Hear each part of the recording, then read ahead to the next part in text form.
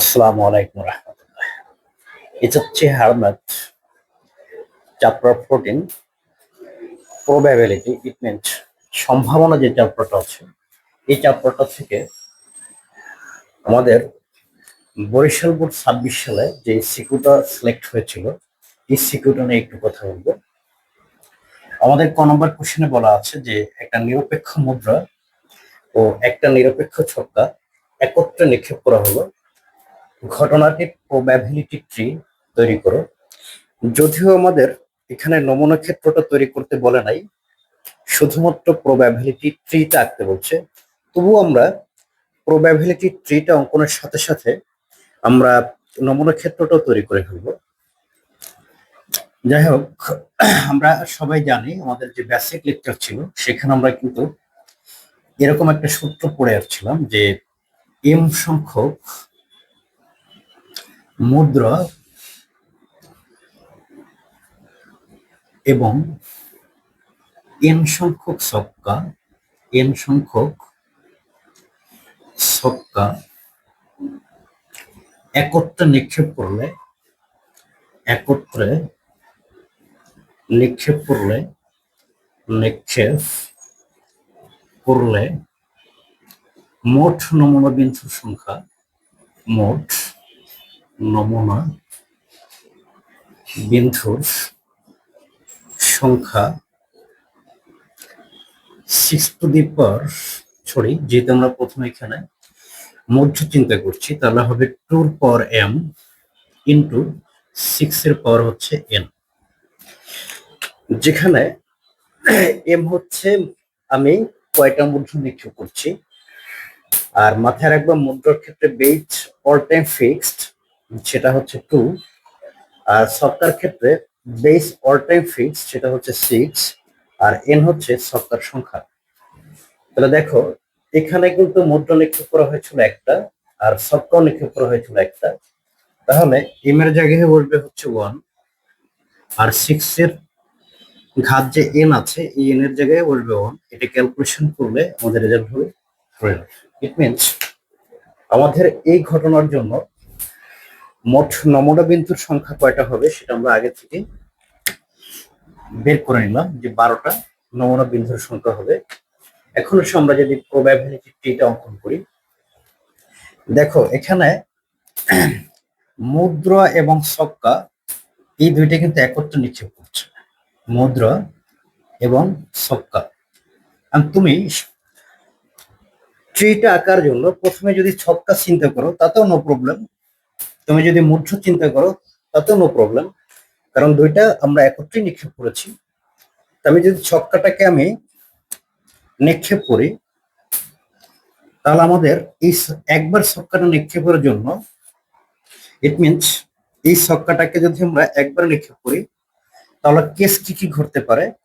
Case ঘটতে পারে 1 আসতে পারে, অথবা 2 আসতে পারে, অথবা আমাদের 3 আসতে পারে, অথবা আমাদের 4 আসতে পারে, অথবা আমাদের 5 আসতে পারে, অথবা আমাদের 6 আসতে পারে। এই 6টা ঘটনার যে কোনো একটা আসতে পারে যদি আমরা এই ছক্কাটাকে একবার নিক্ষেপ করি। ইট মিনস একটা ছক্কাকে আমরা একবার নিক্ষেপ করবো, তাহলে এই 6টা ঘটনার যে কোনো একটা আসতে পারে। কিন্তু আমরা যেহেতু একত্রে নিক্ষেপ করছি, এই ছক্কার সাথে সাথে আমরা মধ্য নিক্ষেপ করেছি, এজন্য এই অন পাওয়া শর্তে আমাদের মুদ্রা যখন নিক্ষেপ করব তখন কি কি ঘটনা ঘটতে পারে সেটা আমাদেরকে দেখাতে হবে। এই জন্য আমি সবসময় বলি যে এটাকেও একটা মুদ্রার মতো চিন্তা করবা। এটাকে যদি আমরা একটা মুদ্রার মতো চিন্তা করি তাহলে কেসটা কি ঘটতে পারে, হেড আসতে পারে অথবা আমাদের টেল আসতে পারে। ঠিক সিমিলারলি এটাকেও একটা মুদ্রার মতো চিন্তা করবা, তাহলে আমাদের এখানেও কেসটা হতে পারে হেড অথবা আমাদের টেল। এটাকেও যদি আমরা একটা মুদ্রার মতো চিন্তা করতে পারি তাহলে আমাদের এখানে যে ঘটনা ঘটবে এখানেও হেড আসবে অথবা টেল আসবে। এখানেও যদি আমরা 4 কে একটা মুদ্রার মতো চিন্তা করি তাহলে এখানে আমাদের হেড আসতে পারে অথবা আমাদের টেল আসতে পারে।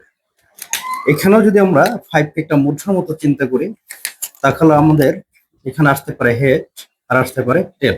সিমিলারলি আমরা যদি এখানেও সিসকেও যদি একটা মুদ্রার মতো চিন্তা করি, তাহলে এখানে আসতে পারে হেড অথবা আমাদের টেল।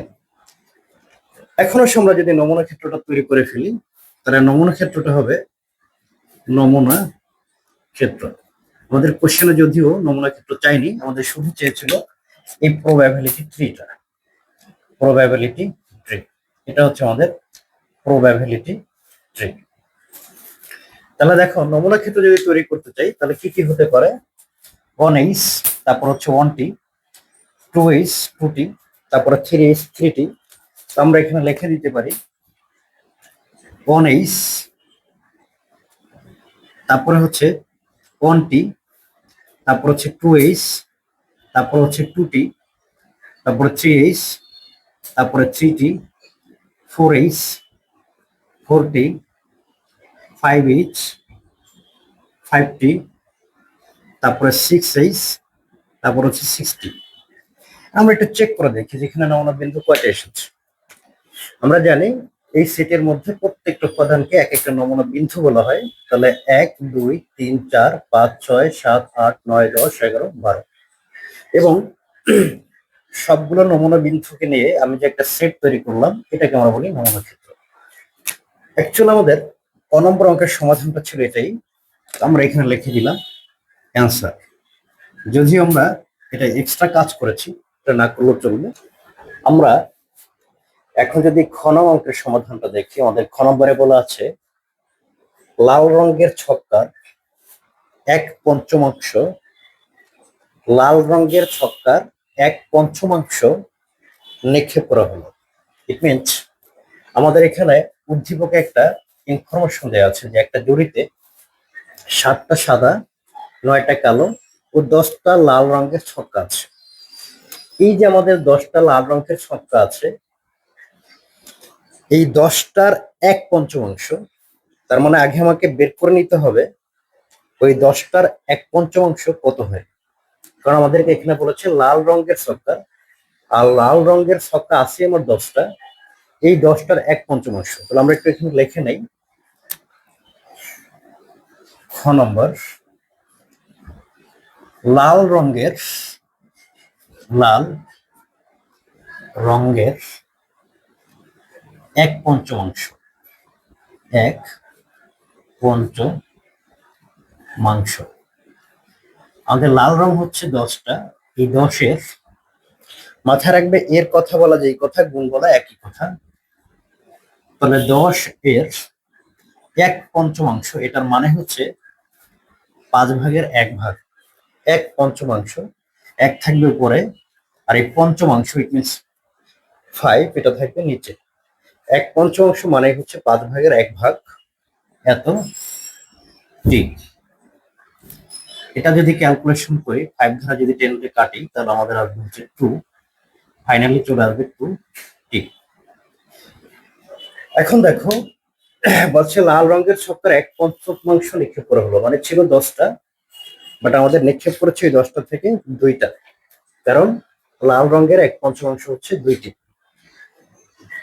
দেখাও যে ছক্কাগুলোতে প্রাপ্ত সংখ্যার যোগফল।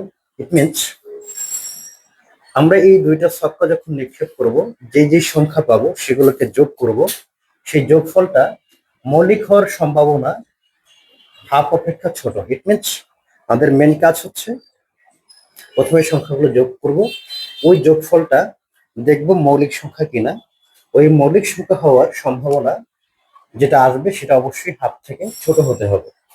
তাহলে এখন আমাদের মেন কাজ হচ্ছে, আমি সবসময় একটা কথা বলেছি যে তুমি যখনই কোনো কিছুর প্রবাবিলিটি বের করবা, প্রথম কাজই হচ্ছে নমুনা ক্ষেত্রটা তৈরি করে ফেলা। তাহলে এই 2টা ছক্কা নিক্ষেপের জন্য আমাদের যে নমুনা ক্ষেত্রটা হবে সেটা আমরা তৈরি করে ফেলবো। দেখো আমরা কিন্তু বেসিক লেকচারে বলেছিলাম যে এম সংখ্যক ছক্কা, এম সংখ্যক ছক্কা একবার নিক্ষেপ করলে, আমি যদি এম সংখ্যক ছক্কা একবার নিক্ষেপ করি, তাহলে মোট নমুনা বিন্দুর সংখ্যা কিন্তু 6m, যেখানে এম এর পরিচয় হচ্ছে আমি কয়টা সংখ্যা নিক্ষেপ করছি, যেখানে এম এর পরিচয় হচ্ছে আমি কয়টা সংখ্যা নিক্ষেপ, কয়টা ছক্কা নিক্ষেপ করছি। এই জন্য সূত্রটা দাঁড়াবে যে এম সংখ্যক ছক্কা যদি একবার নিক্ষেপ করি মোট নমুনা বিন্দুর সংখ্যা হবে 6 এর পাওয়ার m, যেখানে m এর পরিচয় হচ্ছে আমি কয়টা ছক্কা নিক্ষেপ করেছি। তাহলে এখানে আমি এম এর মানটা হবে 2, কারণ আমি ছক্কা নিক্ষেপ করেছি কয়টা, 2টা। তার মানে 6 এর ঘাত হবে 2, 6 স্কোয়ার মানে 36। আমি আগে থেকে জানি যে আমার মোট নমুনা বিন্দুর সংখ্যা হবে 36টা। তাহলে এখন আসো, যখন প্রথম ছক্কাটা নিক্ষেপ করব তখন আমাদের কেস কি হতে পারে, যে প্রথম যখন আমি ছক্কাটাকে নিক্ষেপ করব তখন আমাদের কেস হতে পারে 6টা কেস। আসতে পারে 1, অথবা আসতে পারে আমাদের 2, অথবা আসতে পারে আমাদের 3, অথবা আমাদের আসতে পারে হচ্ছে 4, অথবা আমাদের আসতে পারে হচ্ছে 5, অথবা আমাদের আসতে পারে মনে করুন 6। এই 6টা ঘটনা যে কোনো একটা ঘটনা ঘটতে পারে। যেহেতু এখানে আমি 2টা ছক্কা নিক্ষেপ করেছি, তাহলে আমি কি বলেছিলাম যে এই যে প্রথম যখন নিক্ষেপ করেছিলাম ছক্কাটাকে তখন যে অন পেয়েছি, এই অনটাকেও একটা ছক্কার মতো চিন্তা করতে হবে, এই 2কেও একটা ছক্কার মতো চিন্তা করতে হবে, এই 3কেও একটা ছক্কার মতো চিন্তা করতে হবে, 4কেও একটা ছক্কার মতো, এবং 5কেও একটা ছক্কার মতো চিন্তা করতে হবে, এবং 6কেও একটা ছক্কার মতো। তাহলে এই 1 পাওয়া শর্তে আবার কি ঘটনা ঘটতে পারে, আবার আমি পেতে পারি 1, আবার পেতে পারি আমি 2, আবার পেতে পারি আমি 3, আমি আবার পেতে পারি 4, আমি আবার পেতে পারি হচ্ছে 5, আমি আবার পেতে পারি হচ্ছে 6। এই 6টা কেসের জন্য, মানে 1 পাওয়ার শর্তে এই 6টা কেসের যে কোনো একটা আমি পেতে পারি। আবার 2 পাওয়ার শর্তেও আমি এরকম 1 পেতে পারি, তারপরে 2 পেতে পারি, 3 পেতে পারি, 4 পেতে পারি, তারপরে 5 পেতে পারি, তারপর আমি 6 পেতে পারি। এটা আর দেখালাম না, এখানে বুঝতেই পারছো এরকম একটা ঘটনা ঘটবে, 1 2 3 4 5 6 এরকম যে কোনো একটা পেতে পারি। এটার জন্য সেম, এটার জন্য সেম, এটার জন্য সেম। তাহলে এখন যদি আমরা নমুনা ক্ষেত্রটা তৈরি করতে চাই, তাহলে নমুনা ক্ষেত্রটা হবে নমুনা ক্ষেত্র, নমুনা ক্ষেত্র সমান সমান সেকেন্ড ব্র্যাকেট দিলাম। আমরা জানি সবাই যে নমুনা ক্ষেত্র মানে কি, এই ঘটনার জন্য যে যে ঘটনাগুলো ঘটতে পারে সব ঘটনাগুলোকে একটা সেটের মধ্যে বা সেটের মধ্যে ইনক্লুড করলেই সেটাকে বলে আমরা নমুনা ক্ষেত্র। তাহলে নমুনা ক্ষেত্রটা কি হতে পারে, 1 পাওয়ার শর্তে ইট মিনস অন অন, আবার 1 2, 1 3, 1 4, 1 5, 1 6। সিমিলারলি 2 পাওয়ার শর্তে 2 1, 2 2, 2 3, 2 4, 2 5, 2 6। সিমিলারলি এখানেও 3 1, 3 2, 3 4, 3 4, 5, 3 6। এখানে 4 1, 4 2, 4 3, 4 4, 4 5, 4 6, এরকম করে আমরা পেতে থাকবো। তাহলে আমরা লিখতে পারি এখানে 1 1, তারপর হচ্ছে 1 2, তারপর হচ্ছে 1 3, তারপর হচ্ছে 1 4, তারপর হচ্ছে 1 5, তারপর হচ্ছে 1 6, তারপর হচ্ছে 1 সরি আসবে না, তারপর হচ্ছে 2 1, তারপর হচ্ছে 2 2, তারপর হচ্ছে আমাদের 2 3, তারপরে হবে 2 4, তারপরে হবে 2 5, তারপরে হবে 2 6, তারপরে হবে 3 1, তারপরে হবে 3 2, তারপরে হবে 3 3, তারপর হবে 3 4, তারপর হবে 3 5, তারপর হবে 3 6, তারপরে হবে 4 1, 4 2, তারপর হবে 4 3, তারপর হবে 4 4, তারপর আসবে 4 5, তারপর আসবে আমাদের 4 6, তারপরে আসবে 5 1, তারপরে হচ্ছে 5 2, তারপরে 5 3, তারপর হচ্ছে 5 5, তারপর হচ্ছে 5 6, তারপর আসবে আমাদের 6 1, তারপর হবে 6 2, তারপর হবে 6 3, তারপর হচ্ছে 6 4, তারপর আসবে আমাদের 6 5, তারপর হবে 6,6। এখানে দেখবা যে এখানে মোট নমুনা বিন্দুর সংখ্যা আছে 36টা। এখন আমরা বের করব ছক্কাগুলোতে প্রাপ্ত সংখ্যার যোগফল মৌলিক হওয়ার সম্ভাবনা। আমরা লিখব প্রবাবিলিটি অফ একটা বড় ছোট ছোট এখানে প্রবাবিলিটি অফ কি লিখব, প্রাপ্ত সংখ্যার যোগফল, প্রাপ্ত সংখ্যার যোগফল মৌলিক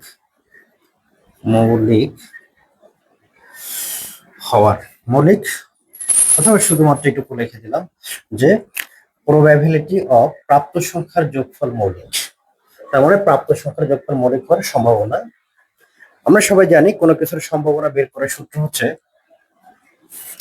উপরে থাকবে আমার অনুকূল ফলাফল আর নিচে থাকবে মোট ফলাফল। আমরা মোট ফলাফল অবশ্যই বলতে পারি যে আমাদের মোট ফলাফল হবে 36টা। এখন আমার কাজ হচ্ছে অনুকূল ফলাফলটা খুঁজে বের করা। অনুকূল ফলাফল ইট মিনস আমি চাই যে এই যোগফলটা, ইট মিনস এটা যোগ করলে এই যে যোগফলটা পাবো এই যোগফলটা যেন মৌলিক সংখ্যা হয়। আমি চাই যে এই দুইটার যোগফল যেন মৌলিক সংখ্যা হয়। এখন দেখো আমরা সবাই জানি মৌলিক সংখ্যা কি। যেমন মনে করো আমি এখানে একটা সংখ্যা লিখলাম 3।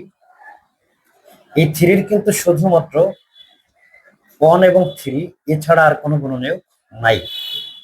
মাথায় রাখবা যেসব সংখ্যা 1 এবং ওই সংখ্যাটা ছাড়া অন্য কোনো গুণনীয়ক নাই সেটাকে বলা হয় মৌলিক সংখ্যা।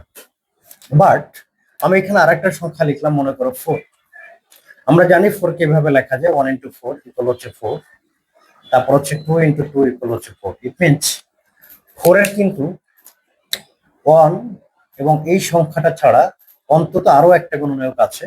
তাহলে এটাকে আর মৌলিক সংখ্যা বলা যাবে না, এটাকে আমাদেরকে বলতে হবে যৌগিক সংখ্যা। তাহলে আমরা চাই মৌলিক সংখ্যা, একটু যোগ করে দেখি। 1 আর 1 মাথায় রাখবার সবচেয়ে ছোট মৌলিক সংখ্যা হচ্ছে 2। তার মানে আমরা এটা চাই, এটা আমাদের সপক্ষের রেজাল্ট। ইট মিনস আমরা যে রেজাল্টটা চাই সেটা এখন খুঁজে বের করব। 2 আর 1 3 এটা মৌলিক সংখ্যা, এটা হবে না। 3 1 1 5 4 এটা হয়ে গেল যৌগিক সংখ্যা। 4 আর 1 5 এটা হচ্ছে আমাদের মৌলিক সংখ্যা। 5 1 6 এটা আসবে না। 1 আর 6, আচ্ছা এটা ক্রস না দিলেও হলো, আমরা শুধু যেটা লাগবে সেটা আমরা টিক দিই। এটা আসবে না। 6 আর 1 7 এটা আসবে। 2 আর 1 3 এটা আসবে, এটা আসবে না। এটা আসবে 2 আর 3 5, 2 4 6 এটা আসবে না। 5 2 7 এটা আসবে। 6 2 8 এটা আসবে না। 3 1 4 আসবে না। 3 2 5 এটা আসবে। 3 3 6 এটা আসবে না। 4 3 7 এটা আসবে। 3 5 8 এটা আসবে না। 6 9 9 এটা আসবে না। 4 1 5 এটা আসবে। এটা 6 আসবে না। 7 এটা আসবে। 8 এটা আসবে না। 4 5 9 এটা আসবে না। 10 এটা আসবে না। 6 এটা আসবে না। 7 এটা আসবে। 8 সেটা আসবে না। 8 10 এটা আসবে না। এটা আসবে। এটা আসবে। এটা আসবে না। এটা আসবে না। এটা আসবে না। এটা আসবে। ইট মিনস আমাদের অনুকূল ফলাফল কয়টা একটু চেক করে দিই। 1 2 3 4 5 6 7 8 9 10 11 12 13 14 15। ইট মিনস আমাদের এই রেজাল্টটা হবে 15। এটা যদি আমরা কাটাকাটি করি 3 দ্বারা, তাহলে 3 5 15 আর এটা হবে 3 12 36। It means 5/12। আমরা এখানে যে সংখ্যাটা বের করেছি তুমি চেক করে দেখবা, যদি ক্যালকুলেটরে 5 কে 12 দ্বারা ভাগ করো তাহলে রেজাল্টটা খুব সম্ভবত 0.4 আসবে। আর হাফ বলা যেই কথা, 0.5 বলা একই কথা। মাথায় রাখবে ডেসিমেলে পড়ে যে সংখ্যাটা যত বড় ওই সংখ্যাটা তত বড়। ইট মিনস ডেসিমেলে পড়ে 5 তার মানে এই সংখ্যাটা অবশ্যই বড়, আর ডেসিমেলে পড়ে এটা 4 তার মানে এই সংখ্যাটা অবশ্যই ছোট। তো আমরা বলতে পারি এই সংখ্যাটা অবশ্যই ছোট, কার চাইতে? হাফের চাইতে। তো আমরা এখন এই কথাটা লিখে দিব, যতএব ছক্কাগুলোতে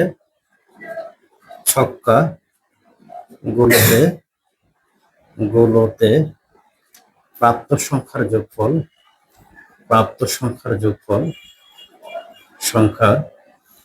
যোগফল মৌলিক হওয়ার সম্ভাবনা, মৌলিক মৌলিক হওয়ার সম্ভাবনা, সম্ভাবনা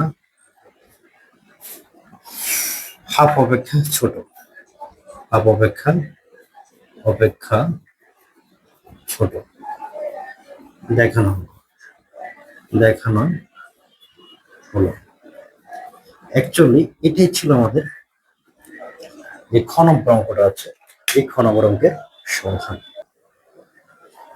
এখন যদি আমরা গ নং অঙ্কের সমাধানটা দেখি, দেখো আমাদের ক এবং খ এটা যদি আমরা নাও করে দিতাম তোমরা নিজেরা করে ফেলতে পারতে, বাট আমাদের যে গ নম্বর অঙ্কটা আছে এটা একটু ক্রিটিক্যাল কেস। এটা করার জন্য আমাকে একটু বেশি কথা বলতে হবে, একটু খেয়াল করো। প্রথমে বলছে যদি প্রতিস্থাপন না করে, প্রতিস্থাপন না করে এটার মিনিংটা কি সেটা একটু আগে বুঝি। ধরে নাও আমার কাছে একটা জুড়ি আছে, এই জুড়ির মধ্যে 4টা বল আছে, আমি বলে দিলাম 4টাই সাদা বল। এখান থেকে র্যান্ডমলি একটা বলকে তুমি তুলে নিলা, ইট মিনস এই জুড়ির মধ্যে এই বলটার নাই। যেই বলটাকে তুমি তুলে নিলা এই বলটাকে তুমি আর জুড়ির মধ্যে রাখতে পারবে না। এই বলটাকে তুমি প্রয়োজনে হাওয়া করে ফেলো, উড়াইয়া দাও অথবা খায়া ফেলো, যাই করো না কেন, কিন্তু এই বলটাকে আর জুড়ির মধ্যে আনা যাবে না। এটার নামই হচ্ছে প্রতিস্থাপন না করে। এবং প্রতিস্থাপন না করে এই টাইপসের যে ম্যাথগুলো ছিল, আমি অনেকগুলো সিকিউতে এই টাইপসের ম্যাথগুলো নিয়ে অনেক কথা বলেছি। তোমাদের গাইডে এই ম্যাথটা যেভাবে করা আছে আমি এইভাবে না করে আমি একটু ডিফারেন্ট ওয়েতে এই ম্যাথটা করতে চাই। যদি তোমাদের বুঝতে কষ্ট অথবা সহজ যেটাই হোক না কেন একটু কমেন্ট আমাকে জানাবা যে গাইডের চেয়ে এটা একটু সহজ না গাইডের চেয়ে এটা একটু কঠিন। আশা করি ব্যাপারটা ক্লিয়ার। তাহলে এখন আসো, আমাদের এখানে বলছে যে প্রতিস্থাপন না করে পরপর 3টা ছক্কা তুলে নেওয়া হয়। ইট মিনস আমাদের মোট ছক্কা আছে 7, 9 আর হচ্ছে 10, ইট মিনস 26। মোট 26টা ছক্কা আছে।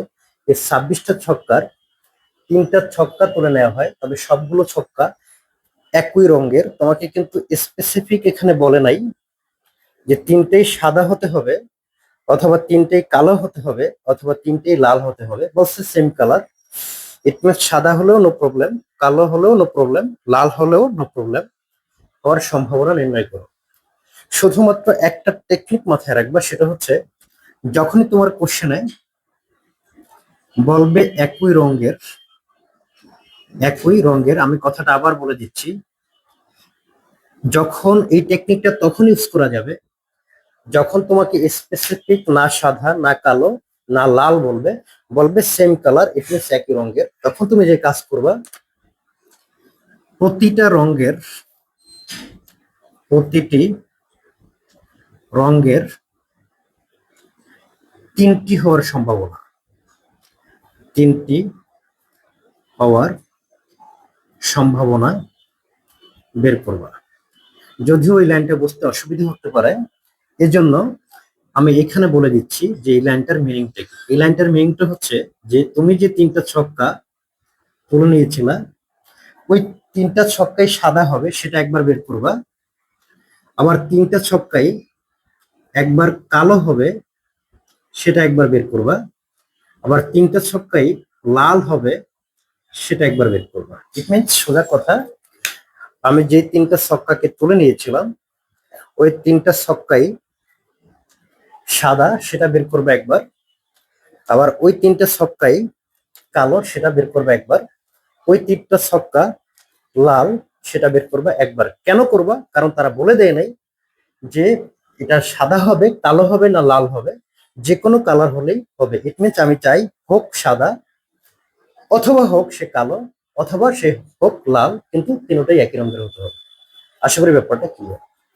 সিম্পল একটা কথা বুঝো, মনে করো এই জুড়ির মধ্যে সাদা, তারপরে হচ্ছে মনে করো লাল, তারপরে মনে করো কালো, এই 3টা মিলায়া মনে করো যে এই জোড়ের মধ্যে সাদা, তারপর হচ্ছে কালো, তারপরে মনে করো লাল, মিলাই টোটাল 26টা ছক্কা আছে। বাট আমি বলে দিলাম যেখানে সাদা আছে এই 26টার মধ্যে 7টা, 26টার মধ্যে সাদা আছে 7টা। তুমি যে 3টা ছক্কা উঠেলা, তুমি কিন্তু চাও যে এই 3টা কি হোক, সাদা হোক। তুমি চাও এই 3টা সাদা হোক। আর একটু ভালো করে খেয়াল করে দেখো তো, 3টা সাদা হবে, তাহলে ওই 3টা অবশ্যই এই 7টা থেকে তুলতে হবে। এই যে 7টা আছে এই 7টা থেকে যে কোনো 3টা তুলতে হবে, কারণ তুমি চাও 3টাই সাদা হোক। তার মানে 7টা আছে, সাদা আছে এই 7টা, তার মানে এই 7টা থেকে আসতে হবে 3টা। কারণ তুমি চাও তিনটাই সাদা হোক, তার মানে 100% ওই 3টা অবশ্যই এই 7টার মধ্য থেকে আসতে হবে। কারণ আমাদের সাদা ছকটা আছেই হচ্ছে 7টা। আশা করি ব্যাপারটা ক্লিয়ার। আর এই ব্যাপারটা কি লেখা হয় এরকম, 7C3। এটার মানে হচ্ছে এটা যে আমি 7টা থেকে চাই হচ্ছে 3টা, 7টা থেকে চাই 3টা। এটাকে লিখবা 7 ফ্যাক্টোরিয়াল 3, এটাকে পড়বা ফ্যাক্টোরিয়াল 7 ফ্যাক্টোরিয়াল 3। 7টা থেকে আমি চাই 3টা। আশা করি ব্যাপারটা ক্লিয়ার। তাহলে আমরা একটু এখানে লিখে ফেলি যে প্রবাবিলিটি অফ একই রঙের, একই রঙের। তাহলে আমরা কি কাজ করব, সাদা বের করব। ইট মিনস 7টা থেকে আসতে হবে আমাকে 3টা, 7 ফ্যাক্টোরিয়াল 3। আবার বলেছিলাম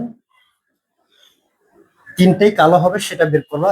ইট মিনস কালো আছে 9টা, তার মানে 9টা থেকে আসতে হবে 3টা। এটাকে লিখতে পারি 9 ফ্যাক্টর 3। আবার আমি চাই 3টাই লাল হবে, তাহলে সেটা আমরা বের করব। 10টা থেকে আসতে হবে 3টা। এটাকে এভাবে লেখা হয়। এখন মাথায় রাখবা যে আমার সাদা হলেও প্রবলেম নাই, অথবা কালো হলেও প্রবলেম নাই, এবং লাল হলেও প্রবলেম নাই। মাথায় রাখবা অথবার কেসে ইট মিনস অর, যেটাকে আমরা বাংলা বলি অথবা, অথবার কেসে প্রবাবিলিটি যোগ করতে হবে। অথবার কেসে প্রবাবিলিটি কি করতে হয়, যোগ করতে হয়। তাহলে এখানে আমরা যে কাজটা করব, যোগ চিহ্ন দিয়ে দেব। আমরা এই ফর্মুলাতে সবাই জানি যে প্রবাবিলিটি বের করে সূত্র হচ্ছে উপরে থাকবে অনুকূল ফলাফল আর নিচে থাকবে মোট ফলাফল। আমাদের অনুকূল ফলাফল পেয়ে গেলাম, এখন আমাদের দরকার হচ্ছে মোট ফলাফল। তার মানে আমি যে 3টা মানে তুলবো, এই 3টা কিন্তু টোটাল এই 26টার মধ্য থেকে হিসাব করতে হবে, কারণ আমার টোটাল সংখ্যা হচ্ছে 26টা। তাহলে এখানে আমরা লিখতে পারি মোট ফলাফলের জায়গায় যে 26টা থেকে আসতে হবে 3টা, এটাকে লিখতে পারি 26 ফ্যাক্টরিয়াল 3। এখন অবশ্যই ক্যালকুলেটর যদি হিসাব করো, এটা হিসাব করলে আসবে 239, আর এটা আসবে 2600। এটাই হচ্ছে আমার অ্যাকচুয়ালি আনসার।